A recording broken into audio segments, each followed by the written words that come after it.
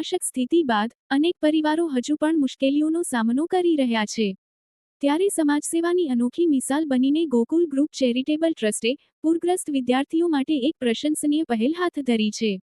પૂરના કારણે અનેક વિદ્યાર્થીઓના સ્કૂલ બેગ, પુસ્તકો અને શૈક્ષણિક સામાન નષ્ટ થઈ ગયા હતા। બાળકોનું શિક્ષણ અટકી ન જાય અને તેઓ ફરી નવા ઉત્સાહ સાથે શાળાએ જઈ શકે તે માટે ગોકુલ ગ્રુપ ચેરિટેબલ ટ્રસ્ટ દ્વારા 1000 સ્કૂલ બેગનું નિઃશુલ્ક વિતરણ કરવાનો ભવ્ય કાર્યક્રમ યોજવામાં આવ્યો હતો। આ કાર્યક્રમ આજરોજ સવારે 11 વાગ્યે જમનાબાઈ સાર્વજનિક હાઈસ્કૂલ ખાતે યોજાયો હતો। ગોકુલ ગ્રુપ દ્વારા મંગાવવામાં આવેલી તમામ 1000 સ્કૂલ બેગ તૈયાર રાખવામાં આવી હતી અને તેનું વિતરણ જિલ્લા શિક્ષણાધિકારી કચેરી દ્વારા આપવામાં આવેલી અધિકૃત યાદી મુજબ પૂરગ્રસ્ત વિદ્યાર્થીઓને જ કરવામાં આવ્યું હતું।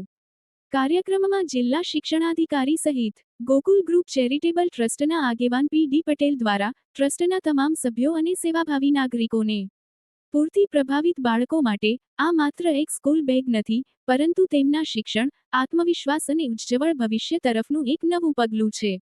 સમાજ જ્યારે સંવેદના સાથે આગળ આવે છે ત્યારે આપત્તિ પણ આશામાં બદલાઈ જાય છે। વલસાડ જિલ્લામાં હાલમાં જે પૂરથી તારાજી સર્જાઈ હતી, ઘણા પરિવારોનો અસર બન્યા હતા અને તેમાં ઘણા વિદ્યાર્થીઓનું પણ ખૂબ જ સર્વસ્વ લૂંટાઈ ગયું હતું અને શિક્ષણાધિકારી મારફત અમને બેગ વિતરણ માટેની એક વિનંતી કરતા ગોકુલ ગ્રુપ ચેરિટેબલ ટ્રસ્ટ દ્વારા આજરોજ જમનાબાઈ જીવીડી હાઈસ્કૂલ અને મણિબાઈ હાઈસ્કૂલના અંદાજે 200 ઉપર છોકરાઓ બેગ વિતરણનો કાર્યક્રમ અમે કર્યો હતો। ગોકુલ ચેરિટેબલ ટ્રસ્ટ હંમેશા આવા સેવાકીય કાર્યોમાં અગ્રેસર રહે છે, એ આ વલસાડની જનતા વાકેફ છે। હજી પણ અમે લગભગ 1000 ઉપરાંત બેગ વલસાડ જિલ્લામાં આપવા જઈ રહ્યા છીએ। આજનો કાર્યક્રમ માટે અમે જમનાબાઈ હાઈસ્કૂલના ટ્રસ્ટી મંડળનો તેમજ શિક્ષણ અધિકારીનો આભાર માનીએ કે આજે છોકરાઓને આજે સેવા કરવાની અમને જે તક આપી અને માધ્યમ બન્યા તે બદલ તેમનો ખૂબ ખૂબ આભાર।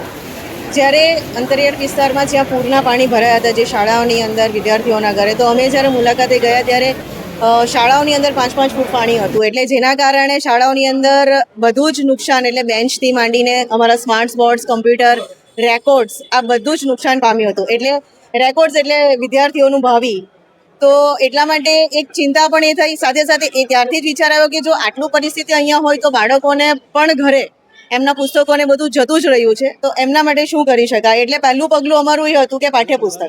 એટલે અમે તરત જ શનિવારે, જ્યારે શુક્રવારે ઉતર્યા એટલે શનિવારે અમે એક સર્વે કરાવી લીધું કે કેટલા બાળકોને જરૂર છે। એટલે માધ્યમિક અને હાયરના 2700 બાળકો નીકળ્યા અને પ્રાથમિકના 4000થી વધારે નીકળ્યા।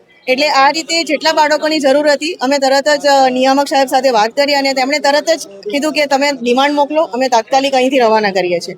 એટલે અમે ડિમાન્ડ મોકલી અને તરત જ અમને બીજે દિવસે પુસ્તકો મળી ગયા। પણ પુસ્તકો મળી ગયા, હવે નોટબુક, સ્ટેશનરીનું શું કરવું?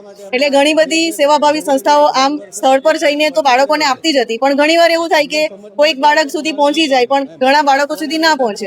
એટલે અમે ઘણી બધી સંસ્થાઓને કીધું કે અમારો સંપર્ક કરો, ખરેખર જેમને જરૂર છે એમના સુધી પહોંચતું કરીએ। અને આજે ગોકુલ ચેરિટેબલ ટ્રસ્ટ દ્વારા 1000 જેટલી બેગો મળી, શ્રીમદ રાજચંદ્ર દ્વારા 20000 જેટલી નોટબુક્સ મળી, એટલે એક વિદ્યાર્થીથી 6 અમે આપી, એટલે એમના વિષયો પૂરતી આવી જાય। એટલે આ રીતે એક પ્રયાસ કર્યો કે બાળકનું શિક્ષણ ન અટકે અને જેમ જીવન ધોરણ લાવવા માટે દરેક સંસ્થા કે વ્યક્તિઓ પ્રયત્ન કરી રહ્યા છે, સરકાર પ્રયત્ન કરી રહી છે, તો શિક્ષણમાં પણ અમે બાળક એના નિયમિત મેઇન સ્ટ્રીમમાં આવી જાય એ માટેનો પ્રયત્ન કર્યો અને આજે કહી શકું કે બાળકો બધી જ શાળામાં નિયમિત આવતા થઈ ગયા છે, એમને વસ્તુઓ પણ મળી ગઈ છે। અને આ માટે તમામ સેવાભાવી સંસ્થાઓનો અને પત્રકારોનો પણ આભાર વ્યક્ત કરું કે આપ સૌના દ્વારા પણ મને ઘણી બધી જગ્યાએથી ડિમાન્ડ મળી અને એમના સુધી અમે પહોંચી શક્યા। આ પરિસ્થિતિ, આપદા એ જ છે કે જ્યારે ઓચિંતી આવતી હોય અને ઓચિંતી આવતી પરિસ્થિતિ સામે પણ કેવી રીતે લડવું અને એ લડ્યા પછી બહાર નીકળીને એક જુસ્સા સાથે બહાર આવવું। તો વિદ્યાર્થીઓને મારો ખાસ એ જ સંદેશો છે કે જીવનમાં આવી બધી ઘણી બધી પરિસ્થિતિઓ એવી આવશે કે જ્યાં આવું ઓચિંતું કંઈક આવે પણ એમાં ડર્યા વગર જુસ્સાથી આગળ વધવા માટે, કારણ કે આપણો માનવ સમાજ છે અને દરેક સમાજ આવી પરિસ્થિતિમાં સાથે ઊભો રહેતો જ હોય છે અને આ પૂર વખતનું શ્રેષ્ઠ ઉદાહરણ છે। પત્રકાર મિત્રો હોય, સામાજિક સેવા સંસ્થા હોય કે સરકાર હોય, તમામ સૌની સાથે ઊભા રહ્યા જ છે। તો એ રીતે આપ પણ આપના જીવનમાં આવા સંદેશા સાથે આગળ વધશો એવી શુભેચ્છા। અમારી શાળાની લગભગ 87 જેવી દીકરીઓને ઘરે અસર થઈ હતી, કારણ કે એ લોકો કૈલાસ ઓવારા છે, લીલાપોર છે, એ બધા વિસ્તારોમાંથી આવે છે। અને મણિબાની 32 જેવી દીકરીઓ અને જીવીડીના 30 જેવા દીકરાઓને અસર થઈ હતી. સંદેશ આપવા માંગુ છું કે આટલી બધી સેવાભાવી સંસ્થાઓએ ખૂબ જ મદદ કરી છે. એટલે મદદની સાથે એમણે અમારી દીકરીઓને જવાબદારી આપી છે.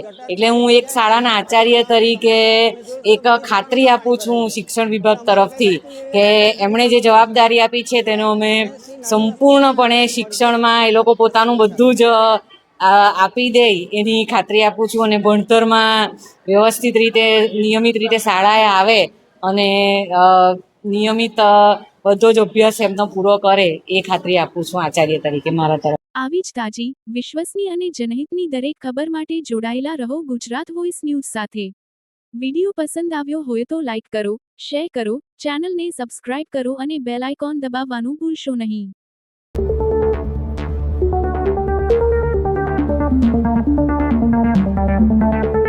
नमस्ते, ब्लू मून मोबाइल गैलरी में आपका स्वागत है। यहाँ आपको सभी प्रमुख ब्रांडों के फोन और अप्लायंस मिलेंगे। आज ही तुलसी एस्टेट, डुंगरी, वलसाड में हमसे मिले।